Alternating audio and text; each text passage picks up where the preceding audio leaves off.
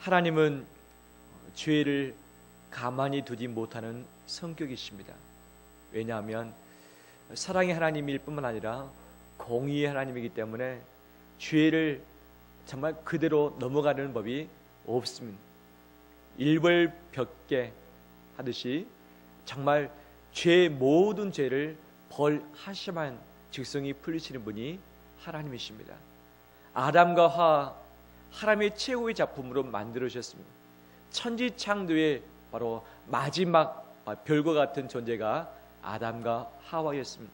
하지만 아담과 하와가 하나님의 명령을 저버리고서 죄를 지었을 때 하나님은 가차없이 가장 최고의 작품이었던 이 사람도 치셨던 것을 보게 되었습니다. 그들을 에덴 동산에서 쫓아내셨고 아담은 수고해서 땀을 흘려야만 먹고 살도록 하셨고 하와에게는 해산의 고통을 더하셨습니다. 그 다음에 죽음을 그들에게 벌로서 주셨던 거죠. 이러한 죄들로 말미암아 이미 우리는 죄인으로 태어났고 또 자범죄로 인해서 절대 죄로부터 돌이킬 수 없는 그런 형편 가운데 있습니다.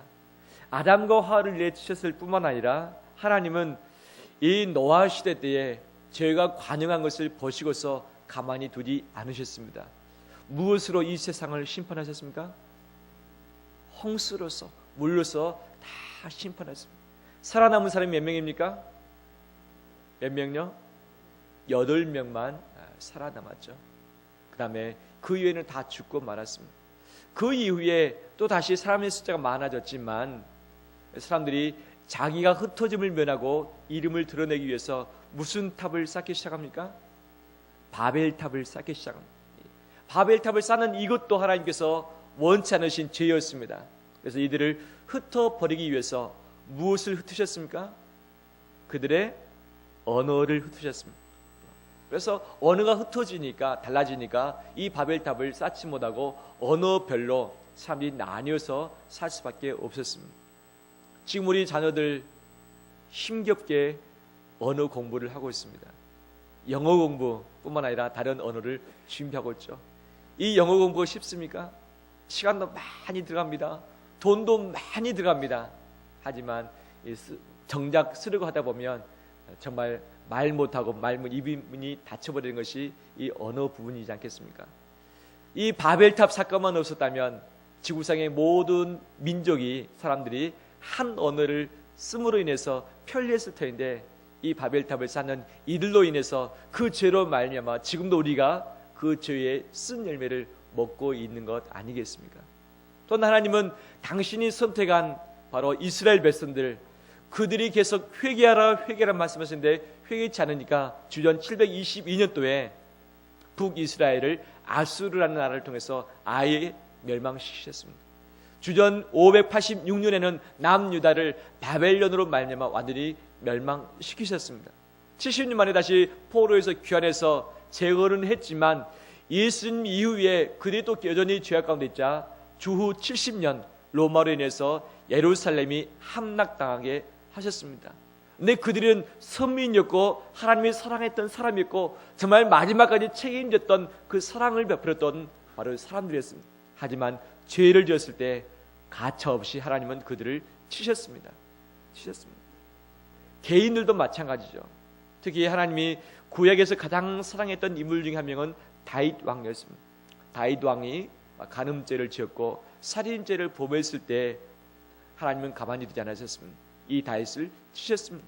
그래서 다윗 때문에 이 온 전염병이 나라에 퍼짐으로 말미암아서 많은 사람이 죽음을 당하지 않습니까? 정말 다윗이 범죄도 하나님은 가만히 두지 아니했습니다. 사울 왕이 범죄했을 때도 사울 왕의 왕위를 박탈시키셨고요. 헤롯 왕이 범죄했을 때 모든 영광을 가로채자 벌레로 말미암아 그를 그 자리에서 즉사시키셨던 분이 하나님이셨습니다. 아나니아와 삽비라가 하나님께 헌물을 드리긴 하지만 일부를 감추어서 하나님을 속이고 사도를 속였습니다. 이것으로 인해서 그 자리에서 바로 생명을 데려가 주신 것이 하나님의 바로 그 무서운 벌 아니겠습니까? 마지막에는 예수님이 다시 이 땅에 오실 것입니다. 예수 그리스도를 믿는 사람은 구원의 길로 인해서 천국으로 이끄실 것이고 예수 그리스도를 믿지 않는 사람은 영벌에 떨어지는 지옥으로 끌고 갈 것입니다. 죄를 가만히 두지 않으시고 반드시 죄를 벌하셔만 되는 하나님의 공의로 인해서 이 땅은 심판받을 수밖에 없습니다. 23절 말씀에 모든 사람이 죄를 범하였음에 하나님의 영광에 이르지 못하더니 라고 말씀하십니다. 죄를 안 지은 사람이 하나도 없다는 거예요. 모든 사람이 다 죄를 지었다. 그렇기 때문에 하나님께서는 모든 사람이 다 벌 받을 수밖에 없도록 만들어 두셨다라고 말씀합니다. 이 하나님의 말씀을 가진 사람은 이 말씀의 기준대로 벌하실 것이고, 하나님의 말씀이 없는 사람들은 어떻게 할 것인가? 각자의 마음에 양심이라는 법을 주셨습니다. 이 양심에 의해서 바로 이 법에 저촉되는 모든 사람은 다 죽임을 당할 수밖에 없는 거죠. 즉 말씀의 법이 있는 사람이나 아니면 이 없는 양심을 가진 사람이든지 모든 사람이 죄를 범했기 때문에 하나님은 심판할 수밖에 없습니다. 그렇지만 사람들은 이 심판을 면해 보려고 이스라엘 백성은 두 가지의 방법을 찾습니다. 첫 번째 방법은 무엇인가? 우리는 아브라함의 자손이다. 하나님이 아브라함을 통해서 믿음을 짓고 구원하시기로 작정하셨기 때문에 아브라함을 통해서 그 씨로 인해서 할례받은 모든 사람은 구원받을 것이라고 하는 그 혈통적인 구원의 확신이 있었습니다. 또 하나는 모세를 통해서 주시는 율법을 다 지킬 때에 구원을 받을 거라고 하는 율법의 행위에 바로 구원의 확신이 그들 가운데 있었습니다. 하지만 주님은 말씀하십니다. 바울 사도는 말합니다. 율법의 행위로 구원받을 사람이 있다 없다? 없다. 율법의 행위로, 즉 이 하나님의 말씀을 몽땅 다 지킴으로써 구원받을 사람이 한 명도 없다라고 단정하셨습니다. 그때 이 수천 가지의 말씀을 그대로 다 지킬 수 있는 사람은 아무도 없습니다. 왜냐? 모든 사람이 죄를 지었고 모든 사람이 죄로 인해서 전적으로 타락했기 때문에 스스로 의에 이를 수 있는 조그마한 가능성이 하나도 없기 때문입니다. 아무리 애를 쓴다 할지라도 죄인이 자기 죄의 문제를 다 정리하고서 하나님 앞에 설 수 있는 사람이 아무도 없습니다. 바로 이것이 하나님의 공의로 인해서 심판을 받을 수밖에 없는 것이 우리의 상태입니다.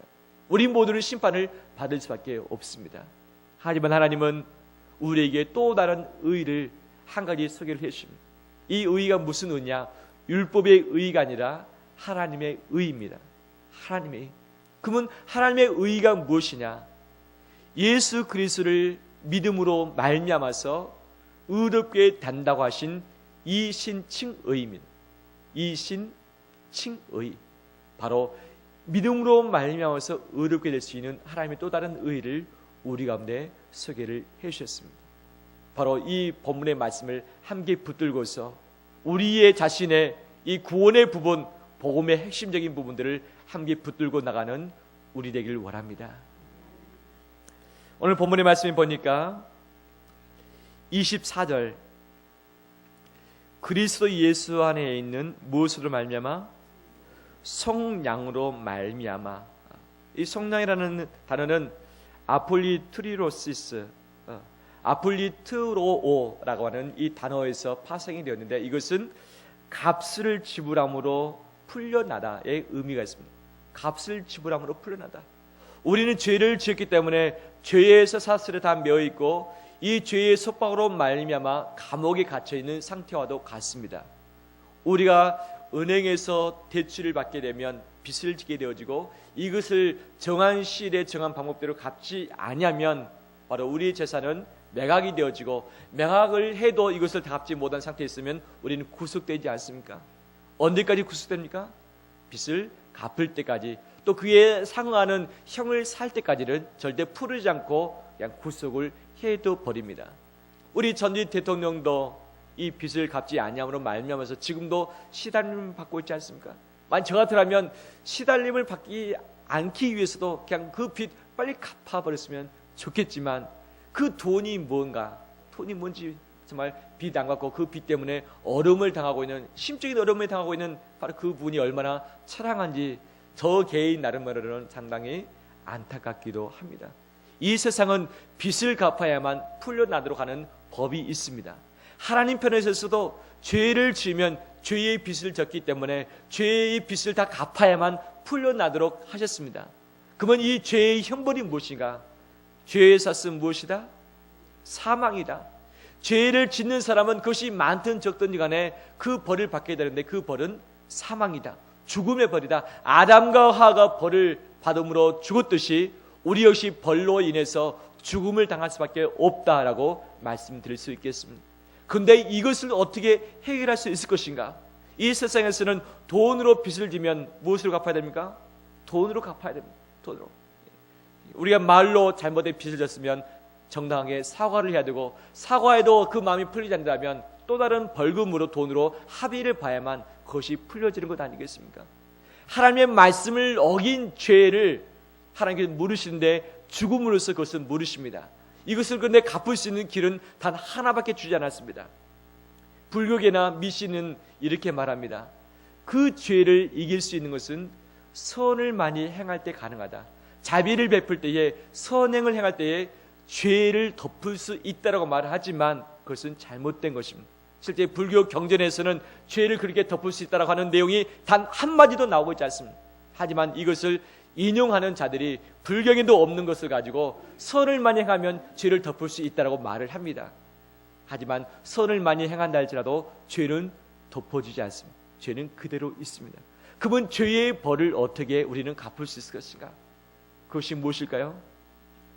구약에 있어서 하나님이 단 한 가지 방법을 말씀하십니다. 그것은 피입니다.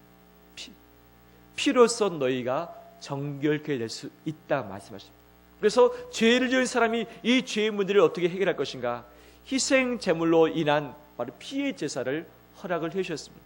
그래서 내가 죽어야 되는데, 내가 피를 흘려서 죽어야 되는데, 나를 대신해서 짐승, 정결한 짐승, 깨끗한 짐승을 데려와서 피를 흘리고 피를 뿌리고 이 피의 제사를 드리게 되면 너의 죄가 용서된다고 선언해 주신 것이 구약의 용서의 법입니다.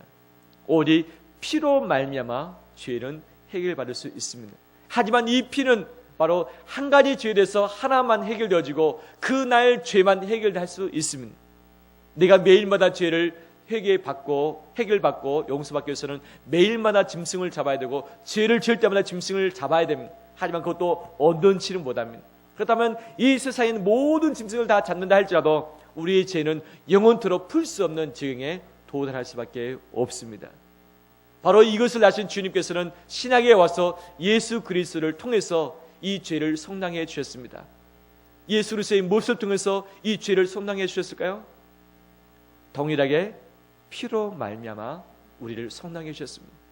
너희가 쇠사슬에 묶였을 때에 어떤 사람이 돈을 주고서 그 노예를 사서 풀어주는 것, 이것이 자유라고 한다면, 우리가 죄에 묶여있을 때에 예수께서 피의 대가를 지불하심으로 말미암아서 우리를 사셨고 우리를 자유케 해주셨습니다. 이것이 바로 속량인 줄 믿습니다. 피로 우리를 사셨고 우리를 자유케 하셨는데 이것이 속량, 구속입니다. 이것이 우리 가운데 이미 적용되고 있음을 믿습니다. 이것을 믿음으로 받아들일 때에 우리가 친히 하나님의 의를 힘입어서 죄인이지만 너희는 의인이라고 칭하시는 것이 하나님의 은혜인 줄 믿습니다. 마태복음 26장 28절 말씀 보면, 이것은 죄의 사함을 얻게 하려고 많은 사람을 위하여 흘리는 바 나의 피 곧 언약의 피니라. 예수님께서 최후의 만찬 중에 하셨던 말씀이죠. 에베소서 1장 7절 말씀, 그의 피로 말미암아 속량 곧 죄의 사함을 받았느니라. 히브리서 9장 22절 말씀, 피 흘림이 없은즉 사함이 없느니라. 반드시 피로 말미암아 속량받을 수 있다는 것을 분명히 말씀을 하고 있습니다. 구약에 있어서 출애굽 직전에 하나님은 애굽 사람들을 멸망시키기로 작정하셨습니다. 그래서 모든 장자, 그 다음에 초태생들을 다 죽이기로 하셨습니다. 단 어린 양을 잡아서 피를 집 문설주에 뿌려놓은 그 집은 살려주겠다. 죽음의 신이 이 온 애굽 땅을 다 돌아다니면서 모든 초태생을 다 죽였지만 그 집에 피가 묻어있는 그 집은 피를 보면 넘어가리라. 피를 보면 넘어가리라 하면서 피가 묻혀진 그 집에 있는 모든 사람은 살려주셨습니다. 마찬가지로 이 마지막 때에 예수님이 다시 오실 때에 온 세상에서 심판을 주께서 명하실 것입니다. 심판을 명하실 때에 이 죽음의 천사들이 그 죄를 지은 모든 사람은 다 끌고서 지옥불에 던질 것입니다. 하지만 죽음의 천사가 돌아다니면서 모든 사람을 다 잡아갈 때에 눈에 보이지 않지만 예수 그리스도의 피가 내 이마에 도랑치킨 그 사람, 예수 그리스도의 피가 내 이마에 도랑치킨 그 사람은 죽음의 사자가 넘어가게 될 줄 믿습니다. 바로 우리는 예수 그리스도의 피로 속량 곧 죄사함을 받았기 때문입니다. 이것이 내게 있는 그 사람, 바로 사망의 모든 이 벌을 넘어가서 구원의 길로 이룰 수 있습니다. 예수 그리스도의 피만이 할 수 있는 유일한 바로 길임을 믿습니다. 이 피를 믿고서 붙들고서 나가는 우리 되기를 합니다. 피에는 능력이 있습니다. 죄를 사하는 능력입니다. 어떤 죄도 다 사할 수 있는 능력이 이 피 안에 있고, 예수의 피는 짐승의 피가 아니라 죄 없으신 하나님의 아들의 피이기 때문에 온전합니다. 영원합니다. 그 다음에 이것이 단번에 이룰 수 있는 피입니다. 그래서 한 번 흘리셨지만 이 피가 온 인류 가운데, 그 다음에 모든 죄 가운데, 그 다음에 반복적인 아닌 단번에 이 모든 죄의 문제를 해결해 주셨습니다. 바로 그 피값이 위대하기 때문인 줄 믿습니다. 또 이 피는 사단의 악한 모든 결박을 푸는 능력이 있습니다. 이 피는 병을 고치는 능력이 있습니다. 이 피는 마음의 심령의 상처를 치료하는 능력이 있습니다. 이 피는 인생의 꼬인 문제들 풀어내는 힘이 있는 줄 믿습니다. 온 세상에 죄로 말미암아서 들어온 모든 고통과 사망과 질병과 우리의 아픔들을 다 풀고 치료하시는 능력이 예수 그리스도의 피 안에 다 있습니다. 우리 모두는 이 예수의 피로 인해서 성장이 됐고, 이 피의 능력이 이미 우리에게 주어진 줄 믿습니다. 이것을 내가 붙들고 기도할 때 내 모든 죄의 문제가 풀어질 것이고, 내 육신의 질병이 풀어질 것이고, 내 마음이 풀어질 것이며, 인생의 모든 문제로부터 자유케 될 줄 믿습니다. 이 피의 능력을 힘있게 믿고서 나가는 우리 되길 축원합니다. 할렐루야.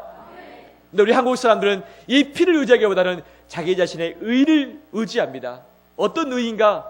내가 주님을 위해서 충성 봉사했습니다. 내가 말씀 많이 읽었습니다. 내가 주님을 위해서 기도를 열심히 했습니다. 그렇기 때문에 내게 복을 주시고 내게 은혜를 주세요라고 기도를 합니다. 하지만 주님의 은혜는 값없이 주시는 하나님의 선물입니다. 대가를 가지고서 주신 선물이 아니라 값없이 주시는 하나님의 선물인 줄 믿습니다. 이것을 받고서 그것을 사용하면 내 것이 된 줄 믿습니다. 내가 뭔가를 주 앞에서 했기 때문에 내게 복을 주시고 나를 치료하시고 성장해 주신 것이 아니라 우리 주님이 이미 돈을 다 지불해 놓으셨기 때문에 나는 가서 먹기만 하면 됩니다. 받기만 하면 된 줄 믿습니다. 할렐루야. 할렐루야. 이것이 우리의 복음입니다. 우리의 복음입니다. 무엇으로 이 복음의 능력을 힘입을 수 있겠습니까? 우리 공짜로 값없이 주시는 하나님의 은혜인 줄 믿습니다. 내 편에 봤을 때는 값없이 공짜로 받는 은혜지만, 하나님 편에 봤을 때는 가장 소중히 사랑하는 그 아들을 십자가에 내어주시는 그 대가를 지불하셨고, 예수님 스스로 자기 자신이 희생양이 되셔서 피를 흘려서 정말 죽게 되는 그 대가를 다 지불해 놓으셨습니다. 바로 그 예수 그리스도의 피가 내 안에 있을 때 우리는 구속, 곧 모든 죄의 사함을 받게 된 줄 믿습니다. 이 피의 모든 적용점은 모든 인류입니다. 모든 인류에게 다 적용됩니다. 하지만 이 피의 효력이 발생되는 사람은 모든 사람이 아닙니다. 이 피의 능력이 효력으로 내게 오는 그 사람은 어떤 사람인가? 무엇일까요? 그 피의 능력이 내 안에서 작용되는 바로 그 열쇠는 무엇일까요? 무엇일까요? 예수 그리스도를 어떻게 함으로? 믿음으로. 할렐루야. 우리 믿음이 그 피의 능력이 내게 적용되어지고 효력을 발생하는 열쇠인 줄 믿습니다. 오늘 본문의 말씀을 좀 더 볼까요? 22절 말씀. 곧 예수 그리스도를 무엇으로 말미암아? 믿음으로 말미암아. 26절 말씀. 곧 이때에 자기의 의로우심을 나타내사 자기도 의로우시며 또한 예수 어떻게 하는 자? 믿는 자를 의롭다 하려 하심이라. 27절 말씀. 그런즉 자랑할 때가 어디냐? 있을 수가 없느니라. 무슨 법으로냐? 행위로냐? 아니라 오직 무엇으로? 믿음의 법으로니라. 28절에 그러므로 사람이 의롭다 하심을 얻은 것은 율법의 행위에 있지 않고 무엇으로? 믿음으로 되는 줄 우리가 인정하노라. 30절 말씀. 할례자도 믿음으로 말미암아 또한 무할례자도 믿음으로 말미암아 의롭다 하실 하나님은 한 분이시라. 할렐루야. 피는 능력이 있습니다. 죄 사함의 능력이 있습니다. 우리를 자익하는 능력이 있습니다. 하지만 이 피가 적용되어지고 효력이 발생하는 사람은 믿는 자입니다. 믿는 자에게만 이 피의 효력이 발생한 줄 믿습니다. 믿습니까? 할렐루야. 그렇다면 이 피의 능력이 우리한테 적용된 줄 믿습니다. 할렐루야. 아브라함이 사장에 보면 아브라함이 의롭게 됐다고 말하고 있는데, 의롭게 된 그 시점이 언제냐? 아브라함이 할례를 받았기 때문에 의롭게 되느냐? 이스라엘 백성들은 그렇게 생각을 했었습니다. 몸에 표식이 있는 사람, 그 표식 때문에 구원받게 될 것이다라고 분명하게 확신하고 있었습니다. 하지만 이 바울과 예수님은 아니다, 그게 아니다라고 말씀하십니다. 아브라함이 의롭게 된 것은 할례의 표식 때문에 된 것이 아니다. 그가 의롭게 됐다고 칭함을 받았던 바로 그때는 할례받기 전이다. 그가 믿음으로 말미암아서 자기의 거처를 떠났고 믿음으로 인해서 바로 이삭을 낳게 되는데, 그 믿음으로 인해서 의롭게 됐다고 칭함을 받았다. 너희들 역시 몸의 표식을 가지고 말미암아서 율법의 행위로 인해서 네가 의롭다함을 얻으려고 하느냐? 이것 아니다, 불가능하다. 오직 너희도 믿음으로 말미암아서, 구약에서 아브라함도 믿음으로 말미암아서 구원을 받았던 것처럼 너희도 믿음으로 말미암아서 구원을 받을 수 있다라고 분명히 말씀을 하고 있습니다. 그러면 이 믿음이 무엇인가? 이 믿음이 무엇인가? 4장 25절 말씀을 제가 읽어보겠습니다. 4장 25절 말씀 보면, 우리는 우리가 범죄한 것 때문에 내어줌이 되고 또한 우리를 의롭다 하시기 위해서 살아나셨느니라. 예수는 우리가 범죄한 것 때문에 내줌이 되고, 이것이 무엇입니까? 십자가죠. 우리를 의롭다 하시기 위해서 살아나셨다. 무엇입니까? 부활이죠. 무엇을 믿는가? 무엇을 믿는가? 예수 그리스도의 십자가와 예수 그리스도의 부활인 줄 믿습니다. 바로 나를 살리시기 위해서, 내 모든 죄값을 치르시기 위해서 십자가에서 피 흘려서 죽으셨던 바로 이것, 내가 죽어야 되지만 예수님이 대신 죽으셨다는 이것을 믿는 것, 이것이 십자가이며, 또한 그로 인해서 죽어버리고 끝났으면 아무것도 아니지만 의롭다 하심을 위해서, 그것을 증명하기 위해서 다시 살아나셨듯이 우리가 그를 믿을 때 우리도 살아날 수 있다고 하는 이 믿음의, 바로 부활의 믿음, 이것이 복음의 핵심이며 믿음의 핵심인 줄 믿습니다. 십자가와 부활이 나를 살립니다. 마지막 심판날에 이것 때문에 나를 살릴 줄 믿습니다. 이것을 믿을 때에 예수 그리스도의 십자가의 흔적이 내 마음 가운데, 내 이마 가운데 찍힐 줄 믿습니다. 예수 그리스도의 인을 받은 사람, 바로 십자가의 능력, 피의 역사를 바로 흔적으로 받은 그 사람은 마지막 때에 그것을 보시고 하나님이 나를 구하실 줄 믿습니다. 몸의 표시가 아닙니다. 율법의 표시가 아닙니다. 예수 그리스도의 피의 표시가 내 몸에 흔적으로 남아있는 그 사람은, 그 사람이 어떤 삶을 살았든 간에 구원해낼 줄 믿습니다. 피의 표식을 붙들고서 나가는 우리 되길 축원합니다. 뿐만 아니라 한 번 더 살펴보기로 하는 단어가 있습니다. 그것은 뭐냐면 간과라고 하는 단어. 간과. 25절 말씀 보면, 이 예수를 하나님이 그의 피로 인하여서 믿음으로 말미암는 화목제물로 세우셨으니 이는 하나님께서 길이 참으시는 중에 전에 지은 죄를 어떻게 하심으로? 간과하심으로 자기의 의로우심을 나타내려 하심이라고 말씀을 하고 있습니다. 간과는 무엇입니까? 죄가 분명히 있음에도 불구하고 그 죄를 덮어버리겠다는 거죠. 죄를 덮어버리겠다. 우리 세상 법정에서도 어떤 사건이 터졌을 때 그 사건을 계속해서 파헤치고 조사를 합니다. 근데 사건의 당사자, 즉 피의자가 될 수 있는 바로 그 사람, 원고가 될 수 있는 그 사람, 바로 그 사람, 죄를 물을 수 있는 그 사람이 자기가 죽어버리게 되면 그 사건은 어떻게 됩니까? 그냥 종결되어 버립니다. 아직 사건을 파헤칠 것이 많이 있음에도 불구하고 어떻게 합니까? 그냥 그 사건을 덮어버리는, 그냥 종료시켜버리는 겁니다. 죄가 있음에도 불구하고 그 사람이 그냥 죽었기 때문에 그냥 모든 것을 덮고 지나가 버리는 거죠. 이걸로 인해서 그 주변에 있는 사람들이 어떨 때는 죄를 묻지 않고 그냥 지나가는 경우도 있죠. 분명히 이 세상은 우리를 심판하려고, 이 사단은 우리를 심판하려고 우리를 고소하면서 우리 죄를 들춰낼 것입니다. 하지만 누가 나를 대신해서 죽어버리십니까? 예수님이 죽어버리셨습니다. 그러다 보니까 이 죄를 다 파헤치고 이 죄를 심판대에 올려야 될 텐데 어떻게 됩니까? 이 모든 사건은 종결되어 가는, 예수님이 죽으심으로 인해서 모든 사건이 종결됩니다. 죄에 대한 사건이 종결되어 버리는 거죠. 이것이 바로 간과입니다. 간과.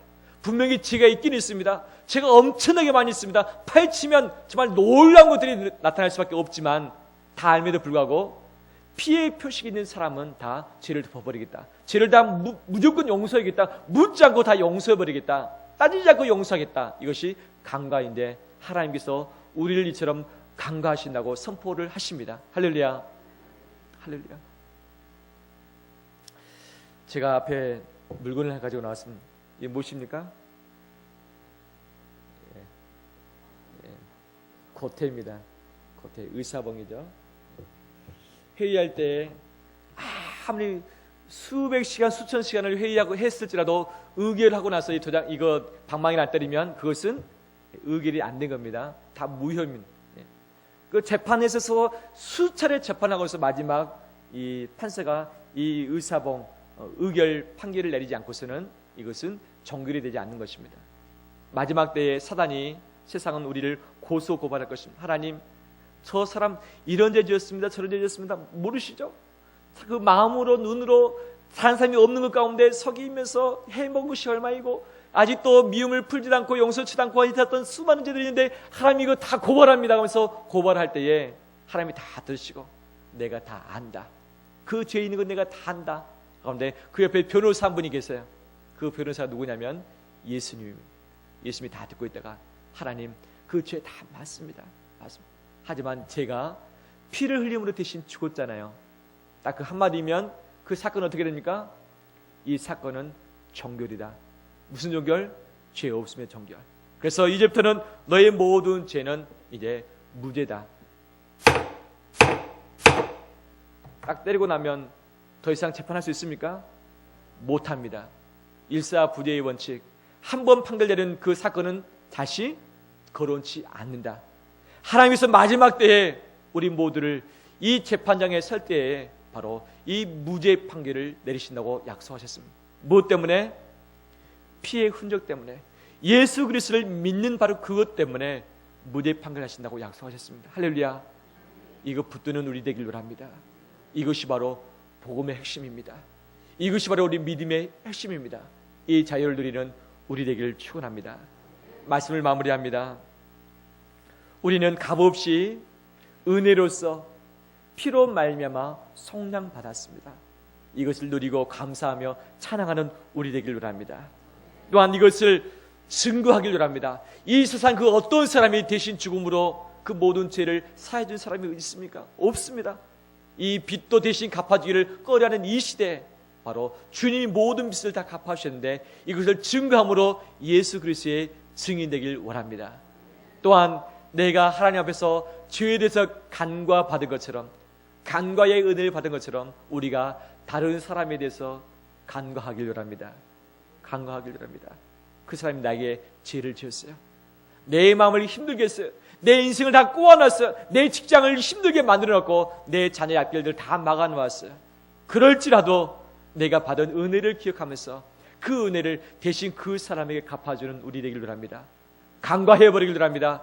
죄가 분명히 있지만 그 사람의 죄에 대해서 빚을 다 갚지도 않고 잘못했다고 말하지도 않았음에도 불구하고 그냥 내가 다 덮어버리겠다, 다 덮어버리고 내가 다 지워버리겠다고 하는 이 간과의 역사가 우리의 삶이 되길 원합니다. 할렐루야. 우리 어른손 들길 원합니다. 마지막 우리의 인생의 정말, 인류의 정말 때 하나님은 우리를 심판대에 세우지도 않습니다. 하지만 설령 그런 것이 있을지라도 하나님이 이렇게 판결하실 것입니다. 자, 자기 이름을 한번 대봅니다. 나 정찬영은 수많은 죄를 지었을지라도, 엄청나게 많은 죄를 지었을지라도 예수 그리스도의 피로 인해서, 그 피를 믿음으로 인해서 용서되었다. 이제 나는 무죄다. 할렐루야. 무죄 선고 하나님이 하시는 줄 믿습니다. 기도하겠습니다.